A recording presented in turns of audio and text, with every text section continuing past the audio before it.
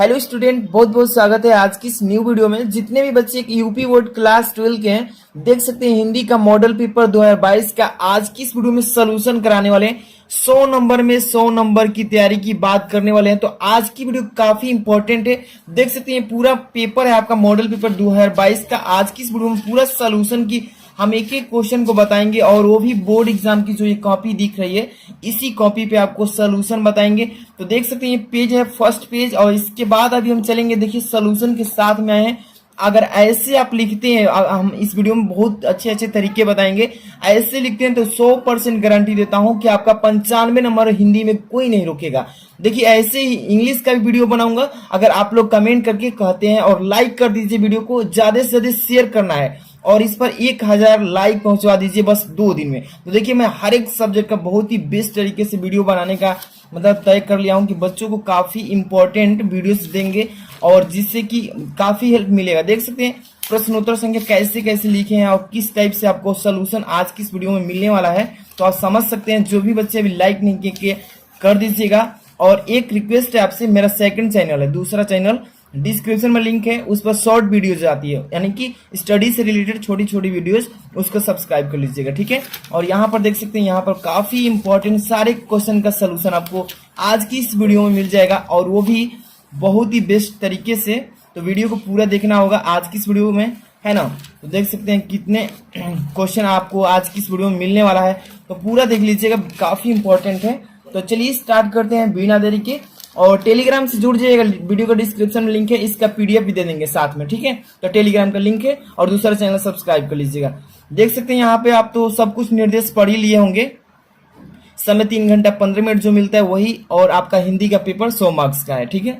अब यहाँ पर निर्देश 15 मिनट तो पढ़ने के लिए बच्चों को दिया जाता है और इस प्रश्न पत्र में 2 खंड मिलेंगे, खंड क और खंड ख, जिसमें दोनों खंड आपको करना जरूरी है, ठीक है। तो चलिए बिना देरी के सबसे पहले यहाँ से स्टार्ट करते हैं खंड क का पहला क्वेश्चन।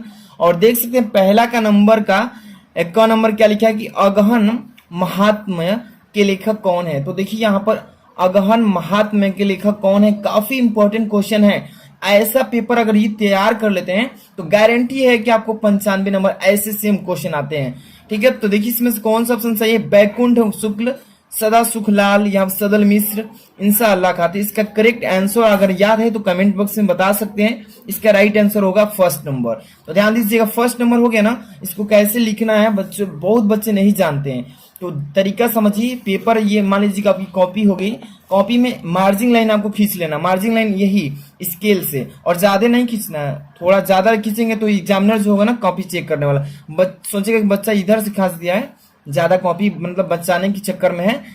तो आपको अच्छे से मार्जिन लाइन खींचना और खंड क स्टार्ट करना है यहाँ पे। और प्रश्नोत्तर संख्या पहले के 5 विकल्प वाले क्वेश्चन है, ध्यान से देखिएगा। 5 है ना, तो देखिए पांचों को एक ही प्रश्नोत्तर संख्या डाल के क ख ग घ अंग ऐसे कर लेना है। तो पहला का क कर रहे थे, पहला ऑप्शन सही है बैकुंठ शुक्ल। तो इस तरीके से आपको लिखना है, ठीक है। यहाँ पर चलिए अगला प्रेम घन लिखा है, यहाँ पर मतलब मिसप्रिंट हो गया है, हमसे ही हुआ। तो प्रेम घन किस युग के लेखक है, भारतेंदु युग के, द्विवेदी युग के, क्षयवादी युग के, प्रतिगतिवादी युग के। तो वो है भारतेंदु युग के, पहला ऑप्शन सही है। तो देखिए ख नंबर का पहला भारतेंदु युग ऐसे लिखना है, ओके। यहाँ पर देखिए श्याम सुंदर दास ने लिखा है कौन सा साहित्य लोचना, हिंदी आलोचना, सुर साहित्य, व्यंजनात्मक निबंध, कौन सा ऑप्शन सही है। तो साहित्य लोचना। यहाँ पे देखिए ग का फर्स्ट नंबर, ग का फर्स्ट साहित्य लोचना ऐसे लिख लेना है, मतलब कि जितने ऑब्जेक्टिव क्वेश्चन है। और ये मॉडल पेपर तैयार कर लीजिए आज ही, ठीक है। किसकी कविताओं में दुखवाद की प्रधानता है, मक्खन लाल चतुर्वेदी की, पांडे बेसन शर्मा उग्र की, निराला की, महादेवी वर्मा की। देखिए इसका राइट आंसर हो जाएगा कौन सा, तो महादेवी वर्मा जी का, यानी चौथा का घर नंबर देखिए यहाँ पर दिया है महादेवी वर्मा। इसके बाद चलते हैं नेक्स्ट पेज में, इधर सभी क्वेश्चन को देखेंगे आज की इस वीडियो में।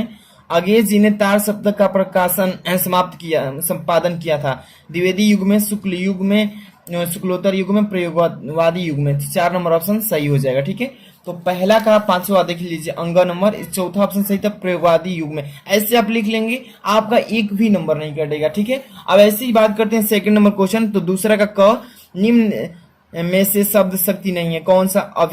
अभिधा, लक्षणा, व्यंजना, प्रसाद। तो प्रसाद जो है ना ये शब्द शक्ति नहीं है, इसलिए चौथा ऑप्शन सही हो जाएगा। तो दूसरा का चौथा ऑप्शन प्रसाद, ऐसे ही लिखना। ओके, यहाँ पर देखिए ख नंबर, बनो संस्कृति के मूल्य रहस्य किसकी पंक्ति है? भारतेंदु युग की, जयशंकर प्रसाद जी की, सुमित्रा नंदन पंत, और यहाँ पे महादेव वर्मा। तो इसका राइट आंसर हो जाएगा जयशंकर प्रसाद जी का। ओके, यहाँ पे सेकंड नंबर ऑप्शन ख का सेकंड नंबर जयशंकर प्रसाद। इसके बाद देखिए परमाल रसों के रचयिता कौन है? नरपत सिंह नल्ला, दलपत विजय, चंद्रवरदाई जगनिक।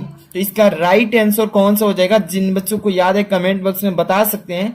तो जगनिक हो जाएगा। कौन सा? 4 number option is the right answer, ग नंबर। ठीक है, तो यहाँ पे ग नंबर का जगनिक हो गया, ऐसे लिख लेना है। ओके, इसके बाद घ नंबर, छयावाद काल के ऐसे संबंधित मतीराम, केशवदास, नागार्जुना, सुमित्रा नंदन पंत। कौन सा राइट आंसर होगा? सुमित्रा नंदन पंत जो है ये छयावाद काल से संबंधित है। ठीक है, इसलिए ऑप्शन नंबर कौन सा? घ का 4 सही है, घ का 4 ऐसे। ठीक है, अंग नंबर, मंझन किस काव्यधारा के कवि है? कृष्ण काव्यधारा के, सूफी काव्यधारा, वीर काव्यधारा, राम काव्यधारा। तो कौन सा राइट आंसर हो जाएगा? तो यहाँ पे देखिए सूफी जो दिख रहा है ना, सूफी काव्यधारा, यानी कि second number option is the right this question. यहाँ पर अंग का दूसरा से ये ऑप्शन उतार देना, बस हो गया। अब चलते हैं, देखिए आगे क्वेश्चन कौन कौन से हैं। तो यहाँ पे आपको क्वेश्चन नंबर 3 मिलेगा, काफी इंपॉर्टेंट क्वेश्चन है। देखिए आपको हम अच्छे से समझा रहे हैं, अगर अच्छे से समझ लेते हैं तो 100 में से 100 भी मिल सकता है। अगर आप थोड़ा सा मिस्टेक करते हैं तो 95 नंबर। तो ध्यान से देखना है, एक एक क्वेश्चन की तैयारी करेंगे। ठीक है, निम्नलिखित गद्यांशों पर आधारित प्रश्नों के उत्तर दीजिए। यहाँ पर आपको तीसरा प्रश्न जो मिलेगा गद्यांश पर आधारित प्रश्न दिया जाएगा। ठीक है, तो देखिए यहाँ पर दिया गया है कि जन का प्रवाह आनंद होता है, सहस्त्रों वर्षों साथ राष्ट्रीय जन के तादात्मक प्राप्त किया है, सूर्य की रश्मियां नित्य प्रातःकाल भुवन को भर देती, तब तक राष्ट्रीय जन का जीवन भी अनेक देखिए अके अनेक उतार चढ़ाव पार करने के बाद भी निवासी जन नई उठती लहरों से आगे बढ़ने के अजगर अमर जन। जैसे ही आप गद्यांश पढ़ेंगे तो आपको जानकारी हो जाएगा कि ये जो गद्यांश दिया गया है ये किस चैप्टर से दिया गया है। तो राष्ट्र का स्वरूप जो चैप्टर है आपका, राष्ट्र का स्वरूप, और राष्ट्र के मतलब स्वरूप जो चैप्टर है इसके राइटर कौन है? तो वासुदेव शरण अग्रवाल। आप जैसे ही पढ़ेंगे तो आपको जानकारी मिल जाएगा। तो इसमें क्वेश्चन पूछेगा पहला नंबर कि उपयुक्त गद्यांश के पाठ का शीर्षक तथा लेखक, वही बता देना कि पाठ का नाम क्या है, इस पाठ को कौन लिखा है। रेखांकित अंश की व्याख्या कर देना, ये देखिए अंडरलाइन दिख रहा है ना, तो इसकी व्याख्या करना है कि कह क्या रहा है, उतना का अर्थ। यहाँ पे राष्ट्र जन का जीवन कब तक अमर रहेगा ये बताना है। जन का सत्तावाही जीवन किसके समान है, उत्थान के घाटों का निर्माण किसके द्वारा होगा। तो चलिए पहले नंबर तो ये जानकारी हो गया कि किस चैप्टर से इसके राइटर कौन है। तो प्रश्नोत्तर संख्या आपको यहाँ पे अच्छे से डालना है, ध्यान से देखिएगा। अगर अच्छे से लिखेंगे तो सभी बच्चों में आपकी कॉपी जो होगी यूनिक होगी। यूनिक का मतलब अलग और बहुत ही सुंदर दिखेगी। एग्जामिनर के इंप्रेशन जो होगा फर्स्ट पेज सेकंड पेज पर होगा वो अच्छा, मतलब नंबर भी नहीं काटेगा, थोड़ा सा मिस्टेक भी होगा तो, लेकिन आपको अच्छे से डालना है। प्रश्नोत्तर संख्या 3 ऐसे डाल लेंगे। आप संकेत में क्या लिखें यहाँ पे, मतलब बहुत बच्चों को समझ में नहीं आता है, तो 2-3 वर्ड उठाते हैं शुरू से और 2-3 वर्ड लास्ट से, मतलब एग्जामिनर समझ जाएगा कि दो, इसमें अथवा में भी गद्यांश मिलता है। देखिए अथवा में भी दिया, तो ये भी कर सकते हैं। अगर आपको ये नहीं आता है तो ये भी कर सकते हैं, कोई डाउट नहीं है। इसलिए 2 दिया गया है तो कोई एक कर सकते हैं, उतना ही नंबर कोई एक करेंगे तो मिलेगा। तो यहाँ पे शुरू का और लास्ट का इसलिए लिखवाते हैं संकेत में कि एग्जामिनर समझ जाए कौन सा मतलब गद्यांश बच्चा सॉल्व किया है। तो जन का प्रवाह लिख देंगे ऐसे 2-3 वर्ड उठा के। लास्ट से जैसे कि निर्माण करना होता है, तो मान लीजिए निर्माण करना होता है, डॉट डॉट करके लिख देंगे। समझ में आ रहा है। अब पाठ का शीर्षक, मतलब इस पाठ का नाम क्या है, तो राष्ट्र का स्वरूप चैप्टर जो है इस चैप्टर से इस गद्यांश को लिया गया है। और इस चैप्टर के लेखक कौन है, मतलब लेखक का नाम वासुदेव शरण अग्रवाल जी हैं। इतना तो आपको समझ में आ रहा है। रेखांकित अंश की व्याख्या, देखिए अंडरलाइन जो किया गया है, इस अंडरलाइन के शब्दों का अर्थ क्या कह रहा है इसकी व्याख्या कर देना है। तो जन का प्रवाह अनंत होता है, सहस्त्रों वर्षों शास्त्र राष्ट्रीय जन के तदात्मक प्राप्त किया। तो देखिए इसका आप पढ़े होंगे, तो इसका रेखांकित अंश की व्याख्या कैसे करेंगे। तो लेखक के अनुसार, लेखक के कहने के अनुसार राष्ट्र के जनों का प्रवाह अंतहीन है। ठीक है, बहुत है, मतलब इसका अंत नहीं हो सकता है। मनुष्य पीढ़ी दर पीढ़ी, मतलब पीढ़ी एक बीतने के बाद पीढ़ी फिर अगली आती है, तो पीढ़ी दर पीढ़ी अपने राष्ट्र के साथ जुड़ा हो रहता है। क्या रहता है? ये राष्ट्र के साथ जुड़ा रहता है। इसी कारण हजारों वर्षों, देखिए हजारों वर्षों से मनुष्य ने अपनी भूमि के साथ तादात्म्य स्थापित किया है। ठीक है, अब ये तथा विभिन्न दृष्टियों से एक, देखिए एक रूपता का मतलब एक ही रूप बनता जा रहा है, यानी कि एक रूपता बनाई हुई है। जब तक राष्ट्र रहेगा उसके प्रति रहेगी। ठीक है, तो जन का जीवन भी रहेगा। ठीक है, ये मतलब अंडरलाइन का भाव आपको व्याख्या के रूप में प्रदर्शित कर देना है। ऐसे लिखते हैं तो आपको एक भी नंबर नहीं कटने वाला। ठीक है, अब यहाँ पे बात करते हैं क्वेश्चन थर्ड। क्या पूछा है इसमें कि राष्ट्र जन का जीवन कब तक अमर रहेगा। तो इसी गद्यांश का भाव आप जब पढ़ेंगे ना तो समझ में आ जाएगा कि कब तक रहेगा। तो थर्ड नंबर का, जब तक सूर्य की रसियां, मतलब कि रसिया का मतलब यहाँ प्रदर्शित कर रहा है कि किरण है। ठीक है, जब तक सूर्य की किरण या रसिया नित्य प्रातः काल भुवन को अमृत से भरती रहेगी तब तक राष्ट्र जन का जीवन भी क्या कर रहेगा? अमर रहेगा। तो इस टाइप से आपको सही सटीक और छोटा सा में आंसर दे सकते हैं। फुल नंबर आपको एग्जामिनर देगा। अब यहाँ पे देखिए राष्ट्र जन का जीवन कब तक रहेगा। ओके, जन का सतवाही जीवन किससे समान, किसके समान है?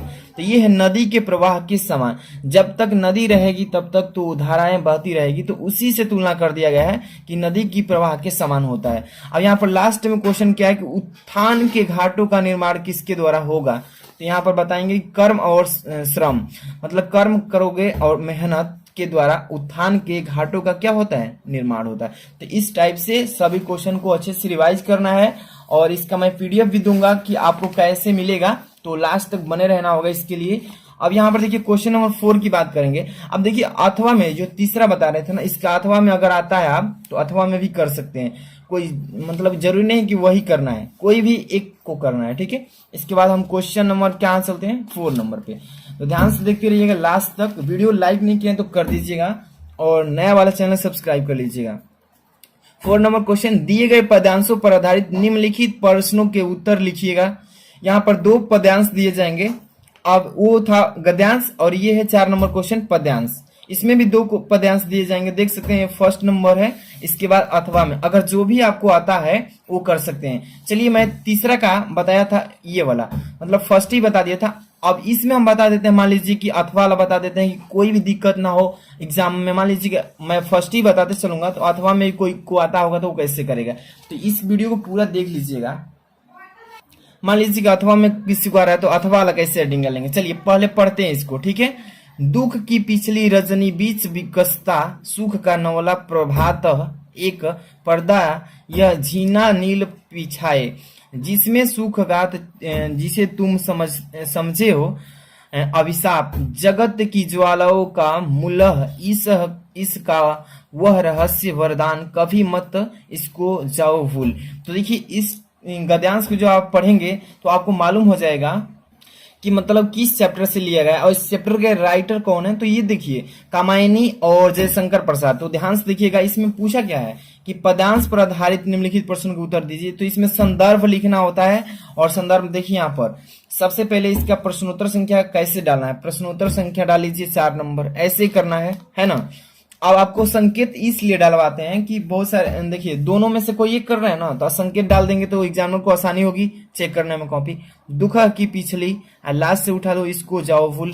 तो दुखा की पिछली डॉट डॉट करके इसको जाओ भूल, ऐसे लिख लेना है। अब इसमें देखिए आपको करना क्या है, फर्स्ट नंबर इसमें प्रश्न पूछ दिया है। क्या पूछा है कि प्रस्तुत पंक्तियों में किन 2 पत्रों के बीच वार्तालाप हो रहा है, तो ये बताना है। तो प्रस्तुत पंक्तियों में कामायनी, देखिए कामायनी के 2 प्रमुख पात्र श्रद्धा एवं मनु के बीच वार्तालाप चल रहा है। ठीक है, तो इस टाइप से लिखना है। सेकंड नंबर, ईश्वर का रहस्यमयी वरदान क्या है, भगवान का रहस्यमयी वरदान क्या है।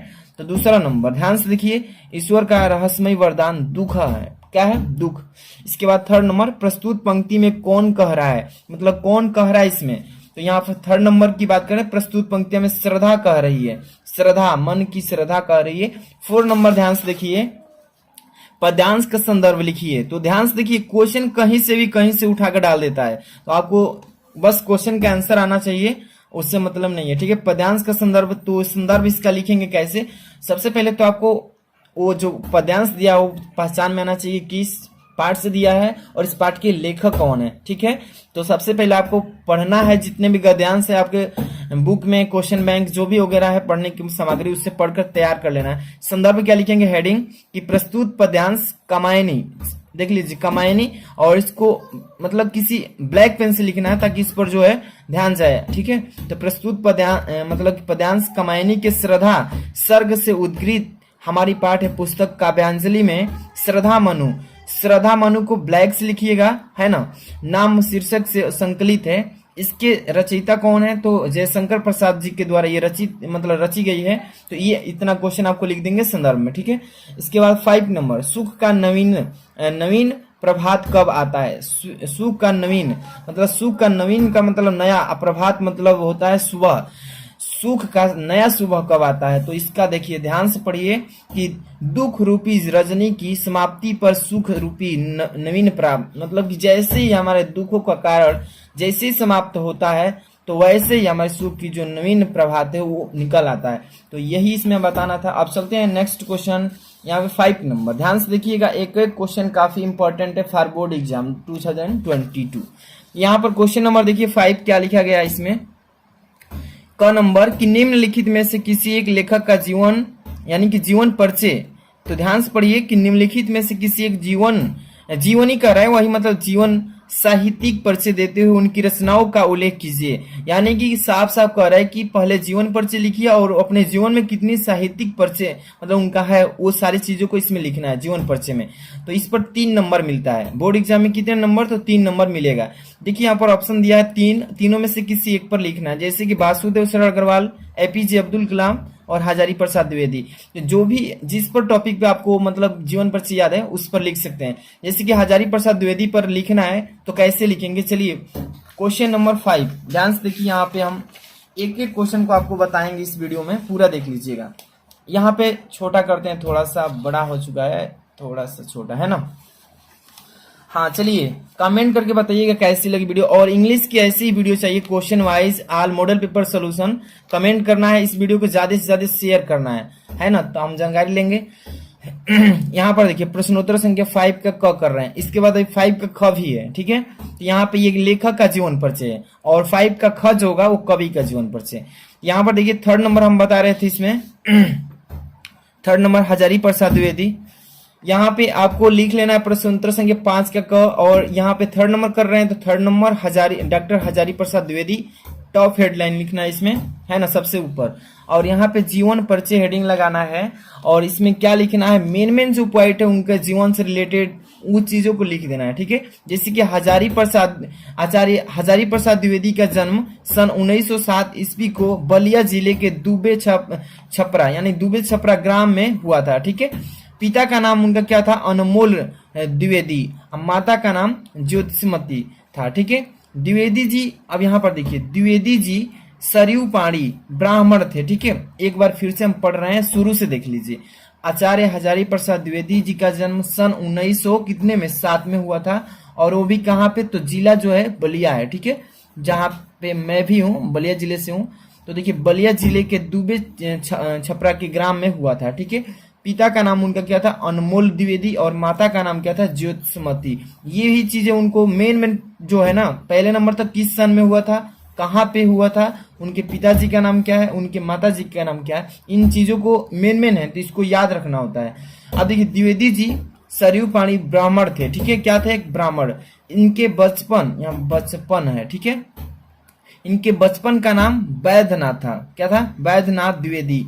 18 मई, अब देखिए जी 18 मई सन 1979 ईस्वी को हिंदी है। ठीक है, हिंदी का यह महान पुत्र जो है कौन, हजारी प्रसाद द्विवेदी, ये स्वर्गवास में लीन हो गए, मतलब कि इनकी मृत्यु हो गई। तो यही होता है मेन जो पॉइंट जीवन परिचय से रिलेटेड है, इसको लिखेंगे। अब यहाँ पे साहित्यिक परिचय देना है कि उनका साहित्य में परिचय क्या है, तो यहाँ पे हेडिंग लगाना है आपको अच्छे से साहित्यिक परिचय में, और लिखना है कि आचार्य हजारी प्रसाद द्विवेदी जी का हिंदी साहित्य के अंतर्गत आलोचना तथा निबंध के क्षेत्र में अविस्मरणीय, मतलब जिसको भूला ना जा सके, अविस्मरणीय योगदान है। ठीक है, अब यहाँ पे बताएंगे कि 1930 ईस्वी में काशी हिंदू विश्वविद्यालय से ज्योतिषाचार्य की उपाधि तथा 1949 ईस्वी में ध्यान से पढ़िए कि 1930 ईस्वी में काशी हिंदू विश्वविद्यालय में ज्योतिषाचार्य की उपाधि मिली थी उनको, और सन 1949 ईस्वी में लखनऊ विश्वविद्यालय से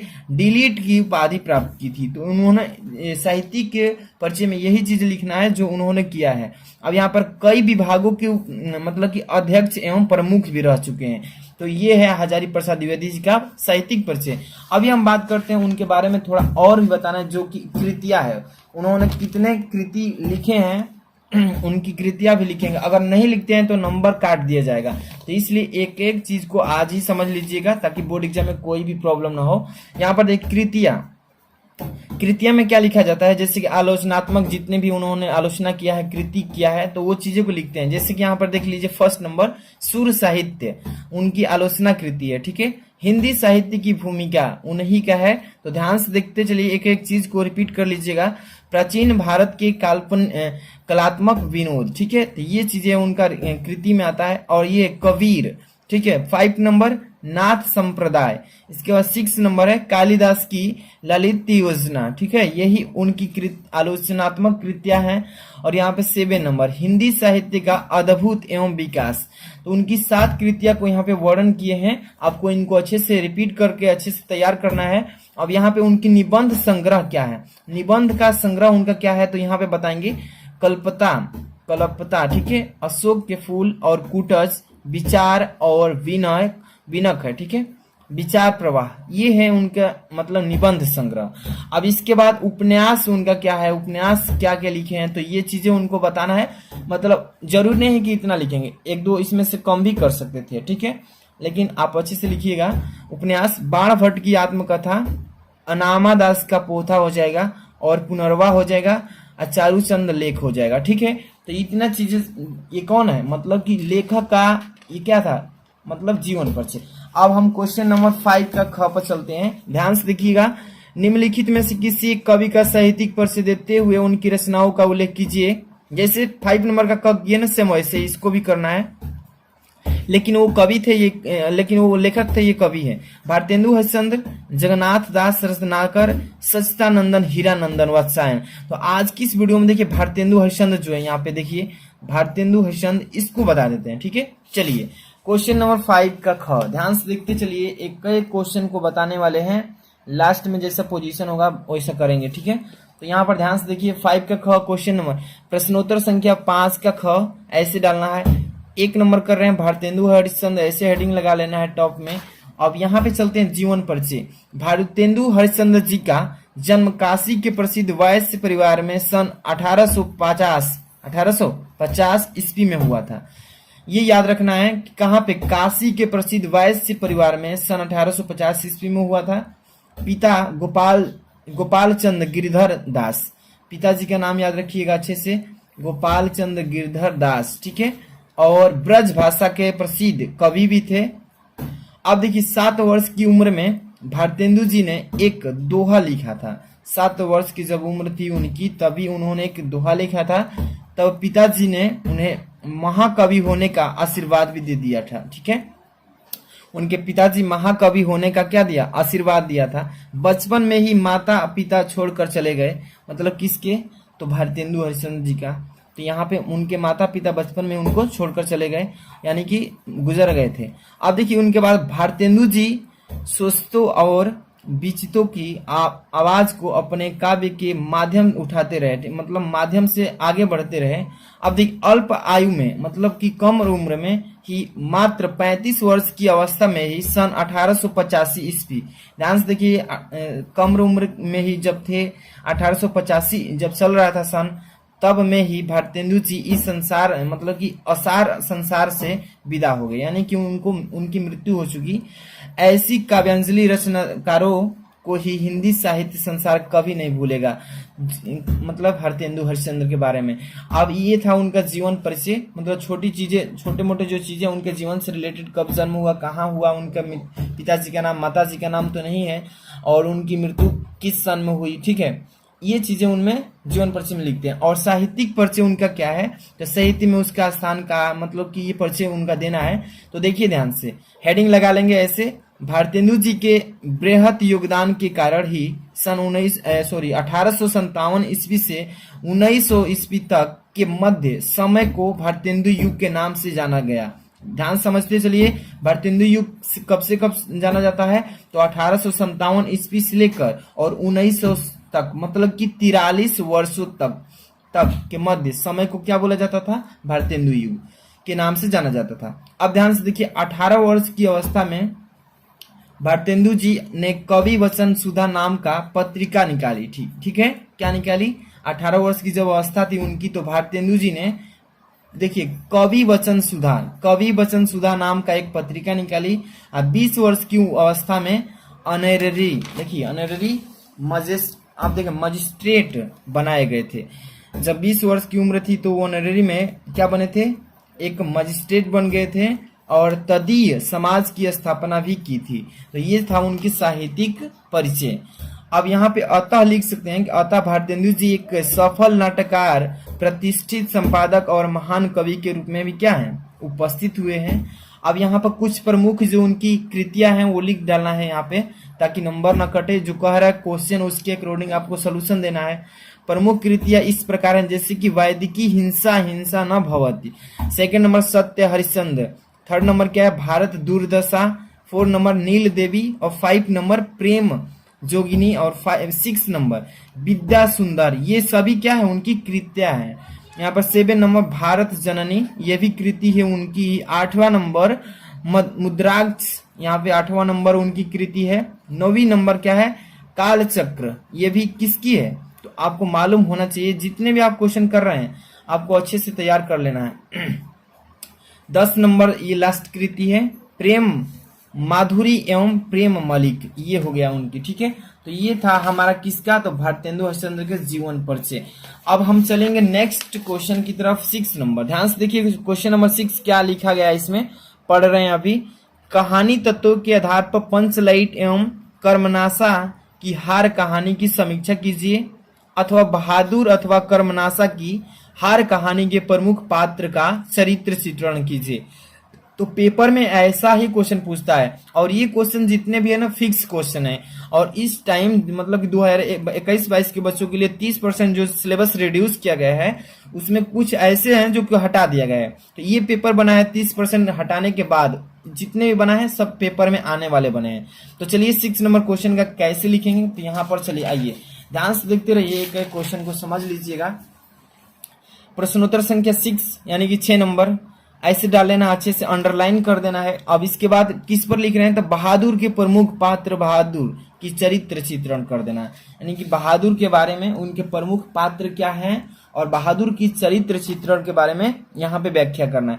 तो आपको टॉप में हेडलाइन लिख देना है इस तरीके से, जिसके बारे में लिख रहे हैं ऐसे। ठीक है, अब यहाँ पर देखिए अमरकांत जी द्वारा लिखी कहानी, किसने लिखा है, बहादुर की कहानी अमरकांत जी ने लिखे हैं। अमरकांत जी के द्वारा लिखी कहानी बहादुर का प्रमुख पात्र बहादुर है। ठीक है, जिसकी चारिगिक विशेषताएं, यहाँ पे चारिगिक विशेषताएं यानी कि यहाँ पे देखिए 4 विशेषताएं हैं, चार्गिक नहीं है, यहाँ पे मिस्टेक हुआ है।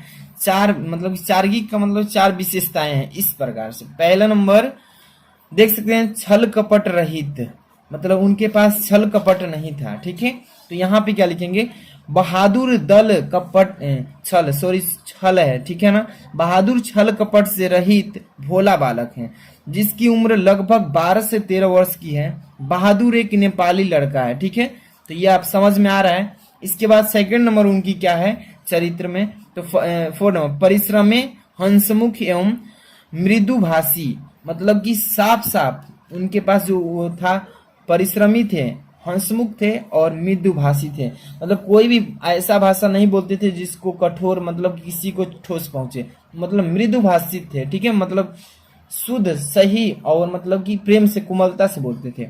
अब यहाँ पे देखिए, बहादुर हर समय हंसते रहते थे, जिससे भी बोलते थे तो बड़ी नम्रता एवं मृदु के साथ वह अत्यधिक परिश्रमी भी थे, पूरे घर के सदस्यों का काम अथक करता है। मतलब आप समझ सकते हैं। थर्ड नंबर उनकी क्या है, तो सहनशीलता, जिस व्यक्ति के पास सहनशीलता हो जाता है वो किसी भी कार्य को आसानी से कर लेता है। तो उनके पास सहनशीलता, ईमानदारी एवं सच्चे हृदय वाले थे। ठीक है, तो इसको हेडिंग ऐसे ही लगाकर लिखना है कि बहादुर, सत्य हृदयी, वह ईमानदार होने के साथ साथ सच्चे मन वाला बालक थे। अब यहाँ पे चलते हैं, इनके बारे में और भी लिखना है यहाँ पे। ठीक है, तो इतना से काम थोड़े ना बनेगा, और लिखेंगे।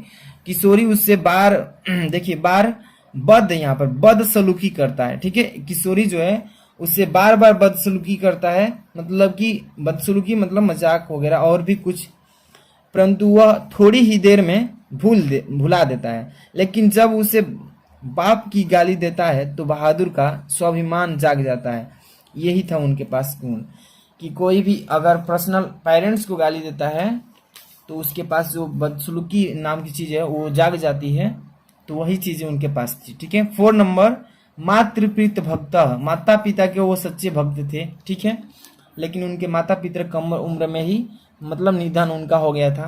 तो बालक यहाँ पर लिखेंगे हेडिंग लगाकर कि बालक बहादुर अपने माता पिता के प्रति भक्ति भावना रखता है, अपने कमाए पैसे माँ बाप को ही देना चाहता है। इस प्रकार हम देखते हैं कि बहादुर एक व्यवहार कुशल, स्नेही एवं ईमानदार बालक है। उसका चरित्र पाठक को अपनी ओर आकर्षित करता है। ठीक है, तो इतना उनके बारे में वर्णन कर देना है, तो ये उस पर क्लियर हो जाएगा, आपका फुल नंबर मिल जाएगा। 7 नंबर ध्यान से देखिए, स्वपठित। अब यही क्वेश्चन है, आपको जिला वाइज मिलता है, मतलब कि किस जिले से हैं यूपी के, उसके अकॉर्डिंग आपको यहाँ पे करना पड़ता है क्वेश्चन। तो 7 नंबर क्वेश्चन अभी हम समझा रहे हैं कि स्वपठित खंड काव्य के आधार पर किसी एक खंड काव्य के एक प्रश्न का उत्तर दीजिएगा। यहाँ पर देखिए क, ख, ग, घ, अंग, च, यानी कि 6 इसमें क्वेश्चन दिए गए हैं। आप यूपी के किस जिले से हैं, आपको हर एक जिले का अलग अलग ये याद करना होता है। तो आप जिस जिले से हैं कमेंट बॉक्स में जरूर बताइएगा। अब मैं बता दूंगा कि आपके जिले के लिए काफी कौन इंपॉर्टेंट क्वेश्चन है जो बार बार रिपीट करता है। इसमें मैं नहीं बता सकता क्योंकि हर एक जिला का अलग अलग क्वेश्चन ये आता है। सत्य की जीत खंड काव्य के मुख्य विशेषता का वर्णन करना है अपने शब्दों में, अथवा सत्य की जीत खंड काव्य के नायक का चरित्र कर सकते हैं। तो कोई भी एक ही करना, अथवा में जो दिया है, तो आप किस जिले से उसके अकॉर्डिंग मैं बता दूंगा कमेंट बॉक्स में, तो कमेंट करके जरूर बताइएगा। अब इसके बाद हम 8वां क्वेश्चन पे चलते हैं। ठीक है, अब ध्यान से देखिए, मतलब कि 8वां क्वेश्चन जो है ना, यहाँ से खंड ख स्टार्ट होता है। तो खंड ख जब भी आप कीजिएगा तो नया पेज से स्टार्ट कीजिएगा, मतलब कॉपी में जो है नया पेज से स्टार्ट कीजिए। मान लीजिए कि यहाँ खत्म हो गया और इतना अभी लाइन बची है, तो इस पर नहीं लिखना, आपको नया पेज लेना है आगे से, और यहाँ पर खंड स्टार्ट करना है ख। अभी मैं बात करेंगे, अभी खंड ख स्टार्ट कर रहे हैं। तो चलिए देख सकते हैं इसमें क्वेश्चन किस टाइप से पूछेगा। निम्नलिखित संस्कृत गद्यांशों में से किसी एक का संदर्भ सहित हिंदी में अनुवाद कीजिए। देखिए संस्कृत में आपको गद्यांश दिया जाएगा, वो भी 2 दिया जाएगा, एक क और उसके बाद अथवा में दे दिया जाएगा। तो किसी एक को करना होता है, जो आपको आए वो कर सकते हैं, कोई एक ही करना है। लेकिन क्या क्या लिखना है, संस्कृत के गद्यांश को इसका संदर्भ सहित हिंदी में अनुवाद करना है। संदर्भ सहित हिंदी में अनुवाद कहता है ना, तो इसका संदर्भ और हिंदी में अनुवाद कर देना है। तो चलिए सबसे पहले आपको पढ़ना है इस संस्कृत के गद्यांश को और पहचानना है कि किस चैप्टर से इसको लिया है और इस चैप्टर के लेखक कौन है। चलिए देखिए यहाँ पर, अतीते प्रथम कल्पे चतुष्पदा सिंहम राजा न कुर्वन्। अब देखिए यहाँ पर खड़ी पाई, मत्स्या आनंदमस्य शकुनय, अब यहाँ पर अह की मात्रा है, शकुनय स्वर्हंसम तस्य पुनः स्वर राजहंस्य दुहित सहनपोतिका अतीव स्वरुवती। यहाँ पर देखिए आसित है। ठीक है, सह तत्स्य वरदामान यत सा। इसको देखिए संस्कृत को अच्छे से पहले जो जहां भी पढ़ाया जाता है इसको अच्छे से पढ़ेंगे। संस्कृत जैसे ही पढ़ेंगे तो आपको तो जानकारी मिल जाएगा कि किस चैप्टर से है। तो इसमें 2 दिया है, आपको जो भी करना है तो वो कर सकते हैं। चलिए मैं इसको अथवा वाला को बता देता हूँ। जैसे कि अथवा में लिखा है कि सा मैत्रेयी उवाच ये नाहम नामृतहम श्याम किमयि तेन कुर्यम यदेव भगवान। आप देखिए जैसे इसको पढ़ेंगे तो आपको जानकारी हो जाएगा किस चैप्टर से है। तो चलिए इसका सलूशन बताते हैं सीधे सीधे। अब यहाँ पे क्वेश्चन नंबर प्रश्नोत्तर संख्या 8 का कर रहे हैं, तो यहाँ पे ऐसे डाल लेना है, अच्छे से अंडरलाइन वगैरह कर लेना है। अब सीधे सीधे आप गद्यांश कर रहे हैं तो किस गद्यांश को कर रहे हैं इसको संकेत दे देना है, शुरू में 2-3 वर्ड और लास्ट का डॉट करके संकेत दे देना है इसे। जैसे कि हम कर रहे हैं सेकंड नंबर, सा मात्रेयी वाच अमृतत्व साधनम, इस तरीके से आपको डाल देना है। और डालने के बाद आपको यहाँ पे पहला नंबर क्वेश्चन क्या पूछ रहा है, संदर्भ संदर्भ लिखेंगे और संदर्भ लिखने के बाद यहाँ पे हिंदी में अनुवाद कर देंगे। चलिए तो देखिए इसी को कर रहे हैं, तो प्रस्तुत संस्कृत गद्यांश, यानी कि जो ये प्रस्तुत है गद्यांश है जो संस्कृत से है, इसको लिखेंगे प्रस्तुत संस्कृत गद्यांश, यानी कि संस्कृत दिग्दर्शिका नामक हमारी पाठ्य पुस्तक के आत्मज्ञ, देखिए ध्यान से देखिए किस चैप्टर से, आत्मज्ञ एवं सर्वज्ञ नामक पाठ से उद्गृत है, यानी कि ली गई है। अब इसका हिंदी में अनुवाद कैसे करेंगे, मतलब कि संस्कृत में लिखा है, इसका भाव हिंदी में अनुवाद कर देना है बस। कह क्या रहा है, तो वह मात्रेयी बोली जिसमें मैं अमर न हो सकूंगी उसका मैं क्या करूंगी। भगवान आप जो देखिए अमरता का साधना जानते हैं वही केवल बताइए। अब देखिए यज्ञावलस्य, देखिए इसका अर्थ आप तभी समझ पाएंगे जब इसके साथ एक एक लाइन पढ़ेंगे, एक लाइन अर्थ पढ़ेंगे, ठीक है। तो ये गद्यांश जो आप देख रहे हैं ना किस चैप्टर से है, तो आपको मैंने अभी बताया आत्मज्ञ एवं सर्वज्ञ, इसी चैप्टर से इस गद्यांश का भाव बता रहे हैं यहाँ पे, ठीक है। अब ये तुम मेरी प्रिया हो, ठीक है, प्रिय बोल रही हो। अब देखिए आयो बागे मैं तुमसे अमृतत्व के साधन की व्याख्या करूंगा, ठीक है। तो इतना ही बस लिख देना है, जितना में पैसेज रहेगा यानी कि गद्यांश रहेगा उतना का ही भाव लिखना है, ज्यादा आपको करना कुछ नहीं है। तो इतना आसानी से लिख लेंगे। अब इसके बाद क्या करते हैं, 8 का ख पे चलते हैं। ध्यान से देखिए 8 का ख यही क्वेश्चन है। कह क्या रहा है कि निम्नलिखित अवतरणों का संदर्भ सहित हिंदी में अनुवाद कीजिए। चलिए भाई हिंदी में अनुवाद करते हैं, इसको पढ़ेंगे। निंदन्तु नीति निपुणा यदि वा स्वतंत्र लक्ष्मः समाविश्व गच्छ वा यथेष्टम अधायव सा मरणमस्तु युगान्ते वा। ये देखिए संस्कृत का ये मतलब कि पद्यांश है। अब इसका भाव क्या लिखना है, संदर्भ हिंदी में अनुवाद इसको भी करना है। तो यहाँ पर देखिए कौन सा कर रहे हैं, तो यही पहला नंबर कर देते हैं। तो यहाँ पे इसका शुरू से 2-3 वर्ड उठाइए, लास्ट का डाटा उठा लीजिए। चलिए प्रश्नोत्तर संख्या 8 का ख नंबर है ना, इसमें संकेत दे देंगे जैसे मैंने बताया शुरू में 2-3 वर्ड, जैसे कि निंदन्तु नीति निपुणा डाट डाट करके पदम न धीरा, ऐसे डाल देना है। संदर्भ लिखिएगा प्रस्तुत संस्कृत श्लोक हमारी पाठ्य पुस्तक संस्कृत दिग्दर्शिका के सुभाषिता रत्नानी सुभाषित रत्नानी नामक पाठ से अवतरित है, यानी कि ली गई है। इतना लिख देंगे। अब हिंदी में इसका अनुवाद करना है, तो चलिए हिंदी में अनुवाद भी कर देते हैं इसका, ध्यान से देखते रहिएगा। यहाँ पे हिंदी में अनुवाद की नीति में निपुण लोग चाहे निंदा करे या प्रशंसा करे, लक्ष्मी आए अथवा इच्छा अनुसार चली जाए, आज ही भरण हो अथवा युगों पश्चात हो, परंतु धैर्यवान, ठीक है, मतलब कि धैर्य होना चाहिए। धैर्यवान लोग नया मार्ग से अपने कदम नहीं हटाते हैं, आगे बढ़ते ही रहते हैं। तो इसी तरीके से आपको लिखना है, जो आपको पद्यांश में कह रहा है उसका भाव हिंदी में कर देना है, ठीक है। आप चलते हैं नेक्स्ट क्वेश्चन की तरफ आगे। यहाँ पे क्वेश्चन नंबर 9 से स्टार्ट होता है, देखिए ध्यान से। तो चलिए क्वेश्चन नंबर 9 पढ़ते हैं। यहाँ पे क्या लिखा है कि एततम जगंती, यहाँ पर देखिए क्वेश्चन डायरेक्ट लिख दिए हैं, थोड़ा सा मिसप्रिंट हो चुका है, तो आपको हम समझाने की कोशिश कर रहे हैं। देखिए निम्न संस्कृत प्रश्नों में से कि नहीं 2 का उत्तर दीजिएगा। तो यहाँ पर क्वेश्चन नंबर पहला है और इसके बाद दूसरा है, तीसरा है, 4 क्वेश्चन दिए हैं। और ये जो क्वेश्चन दिख रहा है ना, ये वाला, ये ऊपर वाला का है, थोड़ा सा हमसे टाइपिंग में मिसप्रिंट हो चुका है, ठीक है। तो ये ऊपर वाला है, यहाँ से निम्न संस्कृत में 4 क्वेश्चन दिए गए हैं और इस चारों में से किसी 2 का आंसर देना है, वो भी संस्कृत में। जैसे कि रूपवती हंस पोतिका कस्य दुहिता आसित, इसका आंसर संस्कृत में दीजिए। चलिए क्वेश्चन नंबर 9 ध्यान से देखिएगा। प्रश्नोत्तर संख्या 9 ऐसे डालना है, 2 करना है, तो दोनों बहुत ही सिंपल है। आपको पहला यहाँ पर दूसरा नंबर कर रहे हैं, जैसे दूसरा नंबर की संस्कृत साहित्यस्य आदि कवयः कः आसीत्, संस्कृत साहित्यस्य आदि कवयः वाल्मीकिः आसीत्, है ना। तीसरा का भाषा देव भाषा इति ज्ञाता, तो संस्कृत भाषा देव भाषा इति ज्ञाता। देख सकते हैं संस्कृत में थोड़ा बच्चे उतना नहीं जानकार होते हैं, तो याद करना होता है। संस्कृत का ज्यादा रटंती जानते हैं ना, रटते हैं, तो आपको रटना ही पड़ता है, पढ़ लीजिएगा बढ़िया से, है ना। हम यही समझाएंगे। अब इसके बाद चलते हैं क्वेश्चन नंबर 10 की तरफ। चलिए क्वेश्चन नंबर 10 पे आ गए हैं। 10 का क विभक्त्य रस अथवा करुड़ रस की परिभाषा लिखिए। लो क्वेश्चन नंबर तो आ गया। देखिए क्वेश्चन नंबर थोड़ा बदल दिए हैं, लेकिन आपको प्रश्न से मतलब है। अभी के टाइम में प्रश्न क्या कह रहा है उसका आंसर देखिए, प्रश्न से मतलब है। क्वेश्चन नंबर इधर उधर थोड़ा हो चुका है, कोई डाउट नहीं है। विभक्त्य रस अथवा करुड़ रस, कोई एक रस की इसमें परिभाषा के साथ एग्जाम्पल भी देना है। यहाँ पे 2 नंबर, इस पर भी 2 नंबर, इस पे भी 2 नंबर, यानी कि 6 नंबर क्लियर होगा।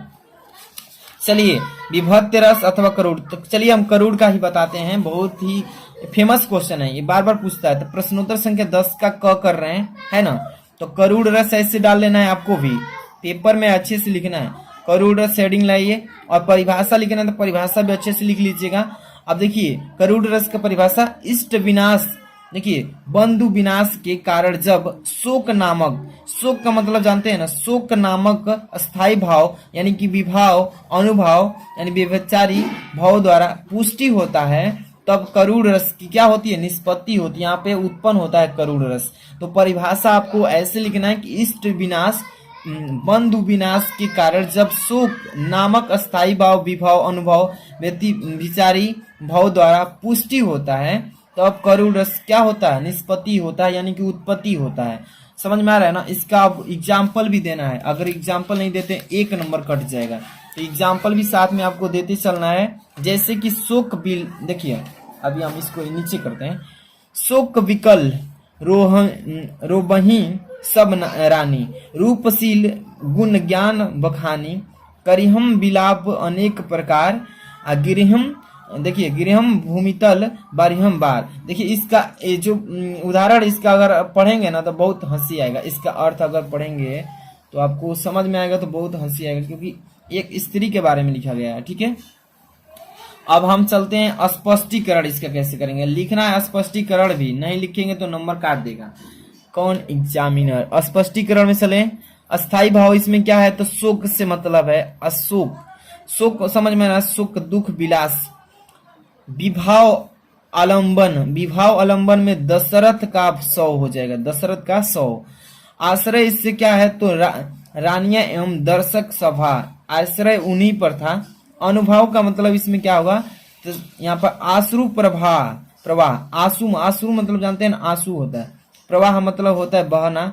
स्वेद, स्वेद का मतलब होता है सफेद। सरपटकला छाती, पीटना, भूमि पर गिरना, ये सभी क्या है, अनुभव है। अब संचारी भाव इसमें क्या हो जाएगा, जैसे कि जड़ता, दैन्य, मति, रोमांचकता, मूर्छा, ये सभी क्या है, तो इसका संचारी भाव है। तो स्पष्टीकरण में यह स्पष्ट कर देना है कि कौन सा शब्द क्या चीजें हैं, वही लिखना होता है। नहीं लिखेंगे तो नंबर कट जाता है। तो फुल लिखिए, फुल नंबर पाइए। यहाँ पर रूपक अथवा संदेह अलंकार की परिभाषा उदाहरण के साथ इसमें भी बताइए। तो रूपक का, चलिए प्रश्नोत्तर संख्या 10 का क ख ऐसे कर रहे हैं तो ऐसे भी कर सकते हैं, नहीं तो एक जगह प्रश्नोत्तर संख्या 10 डालिए, क ख ग ऐसे भी कर सकते हैं, कोई दिक्कत नहीं। नहीं तो इस तरह भी कर सकते हैं। प्रश्नोत्तर संख्या 10 का ख, रूपक अलंकार कर रहे हैं तो यहाँ पे रूपक अलंकार हेडिंग टॉप में लिख देना है। परिभाषा लिखना है ना, तो परिभाषा हेडिंग लगाइए। और क्या लिखेंगे, जहां उपमेय में उपमान, जहां उपमेय है उसी में उपमान का भेद रहित आरोप हो।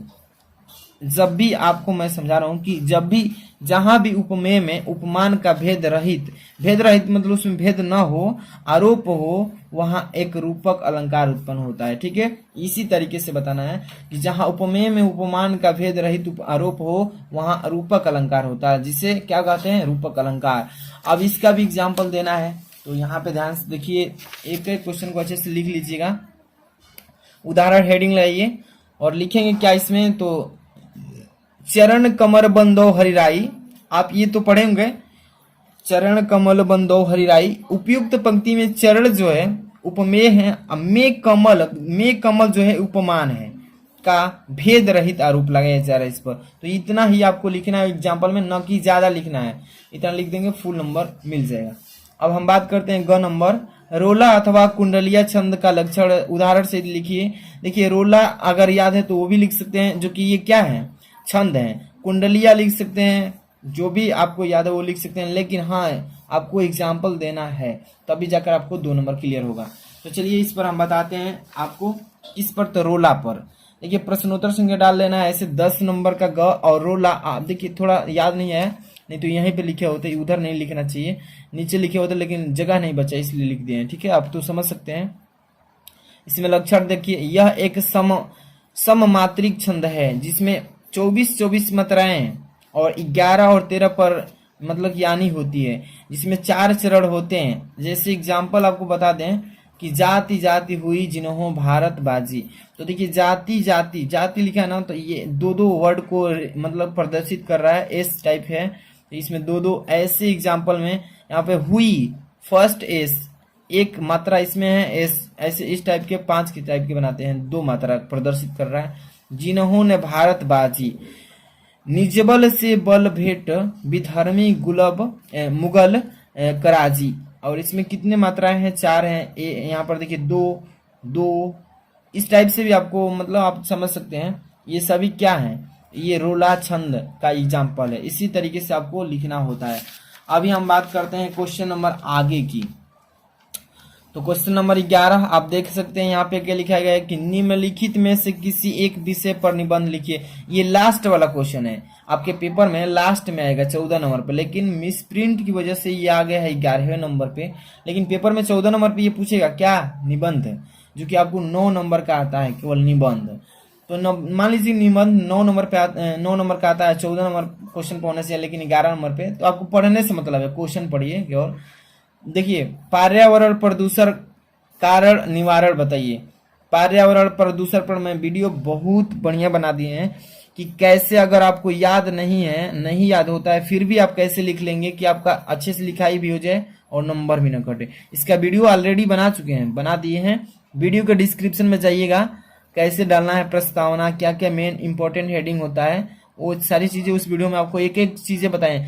अभी तक उस पर 8 लाख बच्चे देख चुके हैं। कितने, 8,08,100 के देख चुके हैं बच्चे। आप भी जाइए डिस्क्रिप्शन चेक कीजिए, लिखा होगा पर्यावरण प्रदूषण पर निबंध कैसे लिखें, बता चुके हैं ना। अब चलते हैं 12 नंबर। यहाँ पे ये क्वेश्चन होना चाहिए 10 नंबर पे। तो चलिए आपको यहाँ पे पढ़ना है 12 का पवित्र का संधि विच्छेद क्या होता है। तो ये सभी एक नंबर के क्वेश्चन है।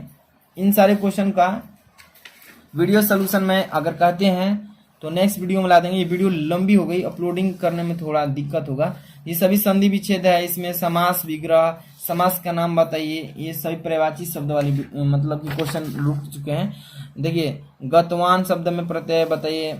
अब यहाँ पर निम्नलिखित पदों में से किसी एक प्रयुक्त विभक्ति वचन बताइए। तो ये नेक्स्ट वीडियो में अगर ज्यादा से ज्यादा बच्चे इसको 1000 अभी लाइक करवा देते हैं, 1000 1 के लाइक, समझ लीजिए 1 के लाइक होता है। तो नेक्स्ट वीडियो हम इंग्लिश का भी लाएंगे, बोर्ड एग्जाम की कॉपी पे सोल्यूशन बताएंगे एक एक क्वेश्चन को।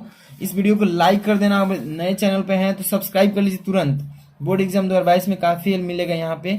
और बता दें कि मेरा नेक्स्ट न्यू जो चैनल है उसको सब्सक्राइब कर लीजिएगा। डिस्क्रिप्शन में लिंक होगा, मेरा नया चैनल के नाम दिया होगा है, और उस पर लिंक पर जाकर सब्सक्राइब कर लीजिएगा।